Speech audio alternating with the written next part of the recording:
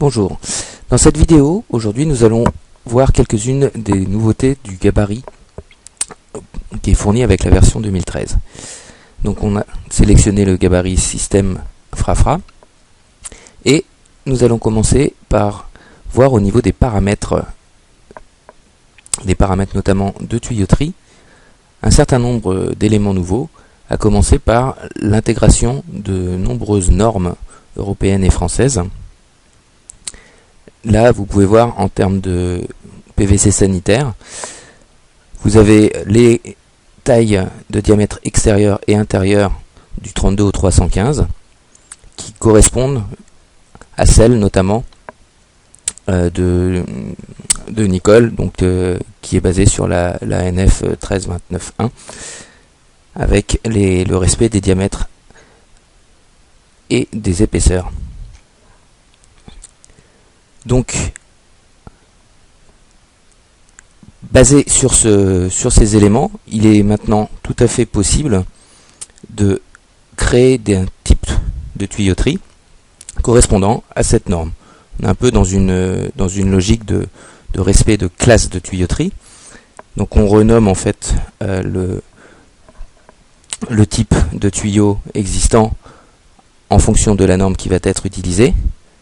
Et maintenant, il va simplement nous suffire, dans les préférences de routage qui vous ont été présentées dans une vidéo précédente, il suffit de venir sélectionner les bons éléments. Donc d'abord, utiliser la bonne norme concernant les éléments droits. Et ensuite, on va venir charger le contenu correspondant. Donc pour ce faire, on va pouvoir utiliser le contenu qui a été mis à disposition récemment, qui fait également l'objet d'un post sur notre blog.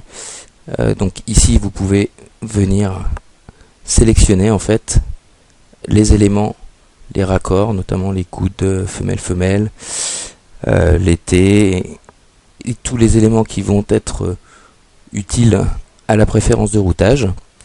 On vient les sélectionner puis les charger dans notre projet pour ensuite pouvoir les utiliser sans aucun souci. Donc une fois ces éléments chargés, on vient choisir par exemple pour le coude femelle-femelle qui était mis à disposition, de même pour les transitions et ainsi de suite. Donc une fois cela fait, on va pouvoir maintenant tout simplement tracer un réseau d'évacuation sanitaire. On s'assure que l'on est bien sur le bon type de système, et automatiquement, naturellement, les éléments adéquats vont être insérés. Autre nouveauté, la représentation des montées et descentes. Vous voyez l'utilisation du symbole yin-yang.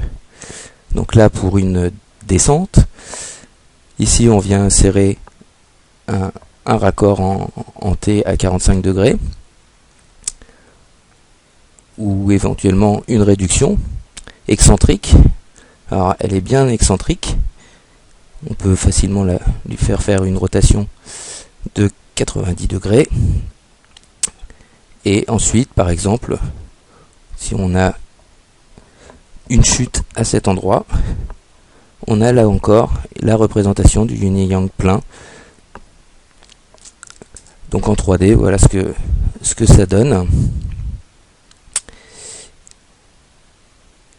Autre possibilité, naturellement, dans les évacuations sanitaires, les coudes à 90 sont assez déconseillés. On est plutôt sur deux raccords à 45, donc il est tout à fait possible d'obtenir ce type de raccord sans aucun souci. Donc on vient mettre deux raccords à 45 degrés que l'on vient ensuite ajuster de façon à ce que l'on obtienne le résultat voulu, donc en alignant simplement les éléments les uns avec les autres, et ensuite on réduit évidemment l'élément de jonction entre les deux coudes à 45 à son minimum, et on vient finir le raccordement.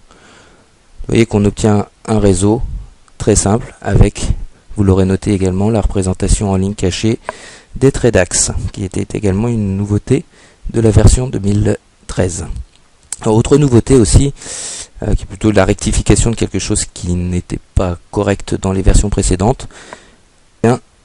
Une version, nous avons bien un nommage des niveaux qui démarre au niveau 0 pour le rez-de-chaussée. Alors parmi les nouveautés, c'est pas forcément une nouveauté de cette version, mais simplement un petit rappel sur les paramétrages des données électriques. Donc vous voyez que les domaines de tension qui sont utilisés sont bien des domaines que l'on retrouve chez nous, 230 volts, 400 volts, des domaines de tension courant faible, très basse tension, haute tension, qui correspondent effectivement aux standards et aux domaines de tension qu'on utilise en France.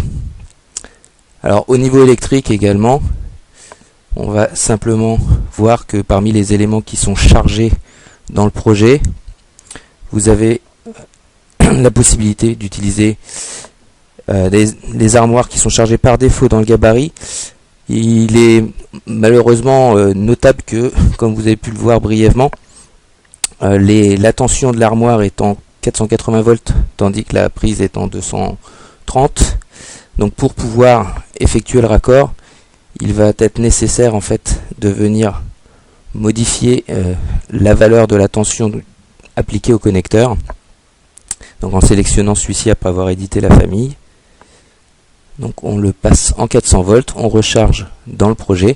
L'idéal étant naturellement en fait d'éditer le gabarit directement, faire cette modification, recharger dans le projet, sauvegarder le gabarit, de façon à ce que cette modification soit faite une seule fois.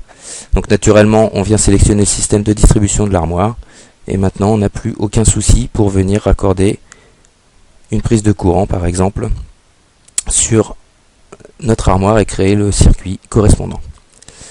Voilà, c'était tout pour cette petit aperçu des nouveautés du gabarit 2013. Merci.